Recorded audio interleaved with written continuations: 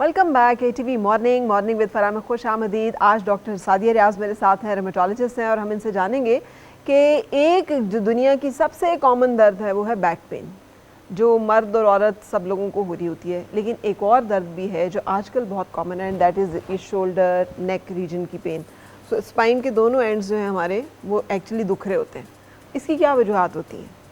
बहुत ही important topic है फरा, और ये आप ये कह लें कि दुखती रग है। हाँ। ये हर पेशेंट की इस वक्त दुखती रग है। पेशेंट क्या, नॉर्मल लोगों के लिए भी ये बड़ा प्रॉब्लमेटिक चीज़ है, और जिनको होती है ये काफ़ी तकलीफदेह होती है। बेचारों से उठना बैठना काम करना मुश्किल हो जाता है।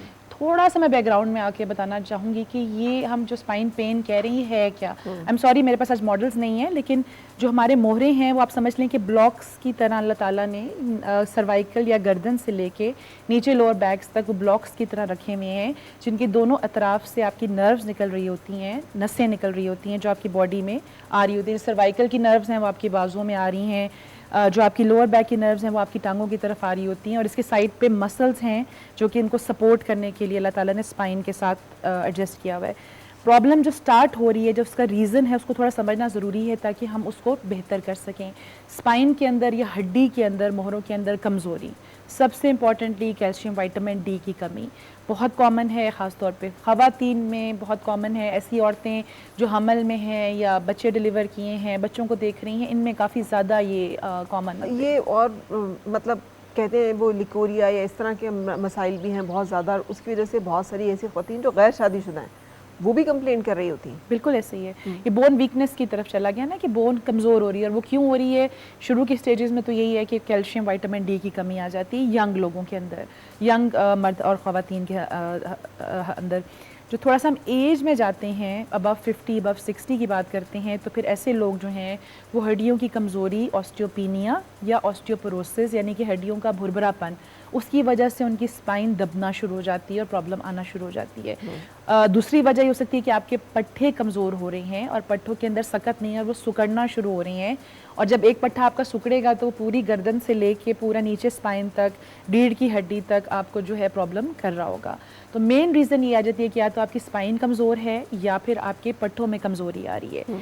तीसरी एक रीज़न बताना मेरे लिए यहाँ पे बहुत ज़रूरी है एज अ रूमेटोलॉजिस्ट, वो ये है कि आपकी स्पाइन में वरम या इन्फ्लेमेशन की बीमारी स्टार्ट हो जाती है, जिसको हम मेडिकल टर्म्स में एनक्लोजिंग स्पॉन्डिलाइटिस की बीमारी कहते हैं। आम अल्फाज में मैं ये बोलूँगी कि आपकी स्पाइन के अंदर वरम या सोजिश आना शुरू हो जाती है।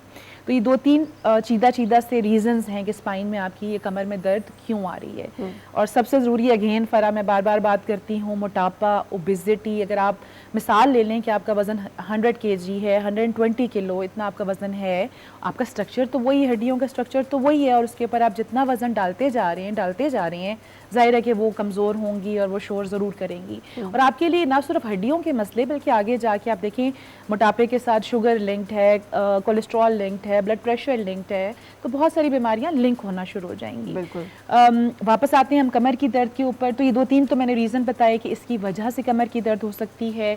अब नेक्स्ट स्टेप ये आ जाता है कि इसको आइडेंटिफाई कैसे करना है, पता कैसे चलाना है कि आपको कमर की दर्द आ रही है।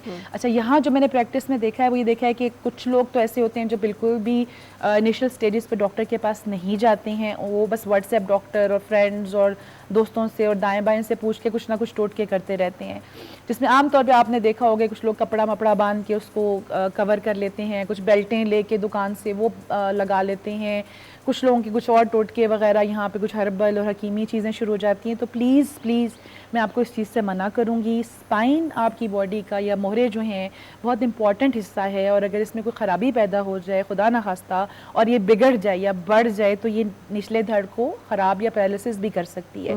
तो एक तो ये कैटेगरी के पेशेंट आ जाते हैं। अच्छा, दूसरी कैटेगरी के वो पेशेंट हैं जो ओवर एंथुसियास्टिक, मैं ज़रा कहूँगी कि वो जाके सीधा एक्सरे और MRI और टेस्ट और सब करके तो वो आपके सामने लेकर के आ जाते हैं। अगेन यहाँ पे आप अपने पैसे जो है ना वो वेस्ट कर रही हैं। 80% ऑफ द जो पेशेंट होते हैं इनमें कमर की दर्द सिर्फ हड्डियों की कमजोरी और मसल स्पैज़म या उसकी खिंचाव की वजह से होती है, और एक्सरे MRI में नहीं आती है। तो खाम खा से 15-20 हज़ार 25 हज़ार आपने एक MRI पे लगा दिया, उसका कोई फायदा नहीं है। 15-20 हज़ार रुपए का MRI इज अबव 40,000 ऑलमोस्ट। अब देखें ये प्राइसेस आ रही हैं, तो प्लीज़ इसमें आप ओवर एंथुसियास्टिक ना हो। मैं यहाँ पे बात कर रही हूँ एक्यूट बैक पेन की, है जिसको हम बिल्कुल आम जुबान में सादा अल्फाज में चुक बोलते हैं, कि अचानक से आप कुछ ऐसा मूवमेंट कर रहे थे, आपने कोई वजनी पानी की बोतल या वजनी चीज़ उठा ली और आप जो है पेन का शिकार हो गए, जो आपकी लोअर पेन में है और वो एक टांग की तरफ जा रही है। इस तरह की जो दर्द होती है वो 4 से 6 हफ्ते में बेहतर हो जाती है। हम एज अ डॉक्टर इस तरह पेशेंट को कुछ एंटी इन्फ्लेमेटरी दवाइयाँ देते हैं, कैल्शियम विटामिन डी देते हैं और मसल रिलैक्स करने की दवाइयाँ देते हैं और उसके साथ कुछ एक्सरसाइजेज बताते हैं जिसके ऊपर मैं अभी आती हूँ। तो ये तो बात होगी एक्यूट बैक पेन की। तो प्लीज़ मेरा आपके चैनल के थ्रू यही एक मैसेज होगा कि प्लीज़ जाके खुद से एक्सरे, MRI और फालतू में टेस्ट वगैरह करा के अपने पैसे मत वेस्ट करें। ठीक है, ये बैक पेन जो है ये होता है, लोग जो है ना बेचारे वो कहते हैं डॉक्टर साहब को एक दफ़ा दिखाया, उनके पैसे दिए। कई हॉस्पिटल तो कहते हैं 1 हफ्ते के अंदर अंदर अगर आप आ जाएं तो आपको जो फॉलोअप है वो उसमें फ़ी नहीं चार्ज होगी, मगर कई जो है वो दूसरी दफ़ा रिपोर्ट्स देखने के भी पैसे चार्ज करते हैं। सो वो जो 4-5 हज़ार, अब तो डॉक्टर्स का, कंसल्टेंट्स का रेट भी मेरा है इट्स 3000 ऑलमोस्ट, तो वो 3000 रुपये बचा रहे होते हैं ना, क्या करें लोगों के लिए, it's a big amount of money. नहीं, आई थिंक एथिकल प्रैक्टिस तो यही है कि अगर एक डॉक्टर ने एक टेस्ट रिकमेंड किया है जो डॉक्टर के हाथ से लिखा गया है, तो विद इन 1 वीक वो उसको फ्री ऑफ कॉस्ट या फ्री ऑफ कंसल्टेशन देखना उनके ऊपर मगर बाजू का 1 वीक में नहीं करवा सका कोई गरीब आदमी, कोई हड़ताल हो गई है, कुछ घर में कोई मसला हो गया, कुछ दूसरे हफ्ते में कह रहा तो कहते नहीं अब 2 वीक्स हो गए तो आप डॉक्टर की फ़ी पे करें और फिर वो देखेंगे। अच्छा, लेकिन जो एक्सरसाइज आप बताना चाह रही थी ना वो ज़रूर बता दें। बिल्कुल, जो आप अभी जिक्र कर रही थी कि मैं एक्सरसाइज बताती हूँ, वो क्या है?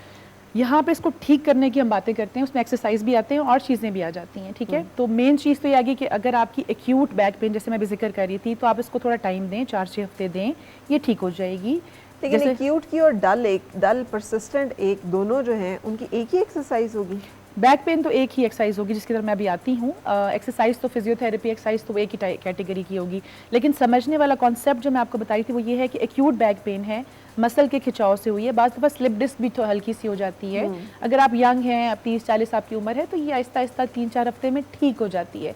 मसला उस बैक पेन का आता है जिसको हफ्तों से ज़्यादा हो गए, मोर देन 6 मंथ्स, 3 मंथ्स, आपने चलें कुछ ट्राई भी कर लिया, आपने कुछ एंटी इन्फ्लेमेटरी, कुछ ब्रूफियन, कुछ पैनाडोल, कोई दवाई कुछ भी आपने यूज़ कर ली, आपकी बैक पेन ख़त्म नहीं हो रही है, ठीक है। जो मैं इसके वार्निंग साइंस बताने जा रही हूँ कि कुछ हफ्तों के बाद जो है आपकी पेन ख़त्म नहीं हो रही है, खुदा न खास्ता ये स्प्रेड करते हुए पूरे आपकी पाँव पंजों तक जा रही है, आपके पंजे वगैरह सुन होने शुरू हो गए हैं, उसमें कोई चूंटियाँ चल रही है, नमनेस की जैसी फीलिंग हो रही है, कुछ ऐसे वार्निंग साइंस आ रहे हैं, या आपका पेशाब और पखाने का कंट्रोल जो है मुतासर हो रहा है, ये वार्निंग साइंस होते हैं कि अब आप किसी प्रॉब्लम की तरफ जा रहे हैं। तो अगर ऐसी कोई चीज़ आ रही है तो प्लीज़ फ़ौरन आपने एक रूमेटोलॉजिस्ट से रब्ता करना है और यहाँ पे ज़रूर MRI हम आपका करवाएंगे और टेस्ट करवाएंगे और देखेंगे कि आपको किस टाइप का जो है मोहरों में गैप का प्रॉब्लम आ रहा है जो आपको ज़्यादा अफेक्ट करना शुरू कर दिया है।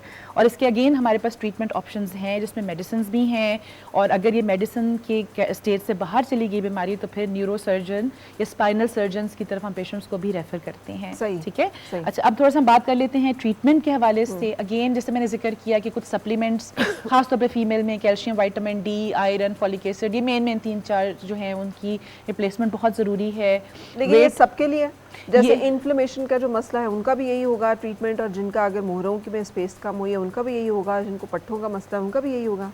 जो नहीं जो पेशेंट्स इन्फ्लेमेशन के या स्पॉन्डिलाइटिस के पेशेंट हैं उनकी मेडिसिन फ़र्क होती हैं, उनके लिए हम DMARDs या डिजीज़ मॉडिफाइंग रोमेटिक ड्रग्स को इस्तेमाल करते हैं। जो बज़रिया क्यों है इन्फ्लेमेशन क्यों हो जाती है? ये जिनकी हम बात करें, अब जो हम टॉपिक की तरफ आए हैं, स्पॉन्डिलाइटिस की बीमारी एनक्लोजिंग स्पॉन्डिलाइटिस है, जिसमें आपकी कमर के मोहरों के अंदर, स्पाइन के अंदर इन्फ्लेमेशन या सोजिश बन रही है। ये बीमारी जेनेटिकली होती है कि आपके जीन्स में ये बीमारी चलती हुई आ रही है, आपकी फैमिली में चलती हुई आ रही है। मेन इसका जो रीज़न ये होता है कि आपका अपना ही दिफाई निज़ाम कमज़ोर हो जाता है और आपकी स्पाइन को और पट्टों को मुतासिर करना शुरू कर देता है। इनकी दवाइयाँ थोड़ी फ़र्क होती हैं और वो वहाँ पे एक्ट करती हैं जो आपके इम्यून सिस्टम या दिफाई निज़ाम को बेहतर कर सकें, और जहाँ पे वो ख़राबी कर रहा है उसको वहाँ पे रोक सकें। तो इसमें बायोलॉजिकल दवाइयाँ हैं, DMARDs दवाइयाँ हैं, स्पेशल दवाइयाँ हैं। और प्लीज़ अगेन मेरा मैसेज ये होता है कि ऐसे पेशेंट्स अगर बर वक्त अपना इलाज नहीं करते हैं तो फिर आपने देखा होगा कुछ वो झुकाव और टेढ़ापन और गर्दन का बिल्कुल स्टिफ हो जाना, जिसमें वो गर्दन को मूव नहीं कर सकते, फिर और प्रॉब्लम्स की, डिफॉर्मिटीज़ की तरफ चले जाते हैं। लेकिन हम नॉर्मल बैक पेन की अगर बात करें जो कि डिस्क की वजह से है, आपके पट्टों की वजह से है, आपके मोरे ख़राब हो रहे हैं, उसका बेहतरीन हल है सबसे पहले तो ये कि थोड़ा सा पेशेंस, ठीक है। आपकी बॉडी है, आप ये नहीं सोचें कि एक हफ्ता हमने कोई दवाई खा ली या एक हफ्ता एक्सरसाइज कर ली तो जी बस अब ये बिल्कुल इस तरह हो जाएगी कि 15-20 साल के जवान आप हो जाएंगे, ऐसे नहीं होता। ये सारी चीज़ों में थोड़ा पेशेंस लगता है, सब्र लगता है, टाइम लगता है। तो आपने ये चीज़ प्लीज़ अपने जहन में ज़रूर रखनी है। जैसे हमने मेडिसिन का जिक्र किया, उसके बाद अगली चीज़ आ जाती है लाइफस्टाइल करेक्शन, जो कि आजकल आपने देखा होगा कि पोस्चर के प्रॉब्लम्स बहुत ज़्यादा हैं। ये मैं यंग लोगों की बात कर रही हूँ जिनको नॉर्मल बैक पेन्स हो रही हैं, गर्दन की पेन हो रही हैं, जो बच्चे ये लोग कंप्यूटर्स पे काम कर रहे हैं, लेट नाइट काम कर रहे होते हैं, कुछ लोग मोबाइल्स को वो लेट के देख रहे होते हैं, पोस्चर सही नहीं होता। तो अगेन अपना बैठने का तरीका, अपना पोस्चर को सीधा रखें, जहाँ पे आपके शोल्डर्स, आप कोशिश करें कि चेयर के साथ हों, और अगर आप प्रॉब्लम का शिकार हैं तो पीछे आपने बैक सपोर्ट ज़रूर रखनी है, ताकि आपकी कमर की हड्डी जो है वो सीधी रहे, बस टेढ़े मेढ़े होके नहीं बैठना। तो पोस्चर का ख्याल रखना बहुत ज़रूरी आ जाता है। और फिर थर्ड नंबर पे चीज़ आ जाती है वो है एक्सरसाइज। अगेन एक्सरसाइज आपकी बैक के मसल्स को रिलीज़ करने के लिए, रिलैक्स करने के लिए बहुत अच्छी चीज़ है। ये वर्जिशें ऐसी हैं अगेन जिसको हम बैठ के या लेट के कर सकते हैं। नॉर्मल अगर देखें कि अगर आप स्टैंडिंग पोजीशन में हैं तो कमर को जैसे हम सजदे के लिए झुकाते हैं तो स्ट्रेट झुकाना, कमर को पीछे लेके जाना, साइड्स पे लेके जाना। ये मैंने आपको चारों डायरेक्शन में स्पाइन की एक वो बता दी है। सेम नेक एक्सरसाइजेस के लिए भी कोई ऐसी इसमें साइंस नहीं है कि आपने सामने देखा, सलाम फेरने के लिए राइट लेफ्ट, ऊपर छत को नीचे, आप थोड़ी देर उसको होल्ड भी करें कुछ सेकंड्स के लिए कि आपकी गर्दन सीधी है और आप उसको ज़रा होल्ड कर रहे हैं। ये बड़ी सिंपल किस्म की एक्सरसाइजेस हैं जो कि आप इसी तरह कुर्सी पे, सोफे पे बैठ के कर सकते हैं। पट्टों की कमज़ोरी जो है वो क्यों होती है सादिया? ये भी एक बहुत कॉमन, अक्सर जगहों पे लिखा होता है पट्टों की कमज़ोरी का इलाज। ये पट्टे क्या चीज़ है और ये क्यों कमज़ोर हो जाते हैं? देखिए, पट्टे हमारी ऑब्वियसली पूरी बॉडी और पूरी हड्डियों को जो है ये कवर कर रहे हैं, और ये छोटे छोटे रेशों से बने हुए होते हैं। इनके अंदर भी मैकेनिज़्म यही है कि ये सुकड़ते हैं, खुलते हैं, कमज़ोर होते हैं, ये ताकत में होते हैं। तो इसमें मुख्तलिफ फैक्टर्स इसके अंदर आ जाते हैं। पट्टों की कमज़ोरी यस हमारे यहाँ एक बहुत कॉमन टॉपिक है, और अगेन जो इसका डायरेक्टली लिंक मैं देख रही हूँ ना वो हमारी डाइट के साथ है, जो हमारी डेफिशिएंसीज आती हैं यहाँ पे, ख़ास तौर पे विटामिन B12 की डेफिशिएंसी, आयरन की डेफिशिएंसी, मैग्नीशियम की डेफिशिएंसी, ये चीज़ अगेन विटामिन D की भी, ये मेन 2-3 चीज़ें ऐसी हैं, विटामिन हैं कि अगर आप प्रॉपरली आप डाइट में नहीं ले रहे हैं और आपकी बॉडी वीक है तो ये पट्टों में कमज़ोरी कॉज कर रही होती है। तो अपनी डाइट को प्रॉपर करें। अगर आपको लग रहा है कि कुछ सप्लीमेंट्स की कमी है तो प्लीज़ उसको भी पूरा करें। और अगेन थर्ड चीज़, मैं बार बार इस चीज़ का जिक्र कर रही हूँ कि हमारी लाइफस्टाइल अब ऐसी बन चुकी कि बस बैठ गए तो बैठे रहे, लेट गए तो लेटे रहे। आप थोड़ा थोड़ा एक्सरसाइज करें, उसका आपको डबल फ़ायदा है।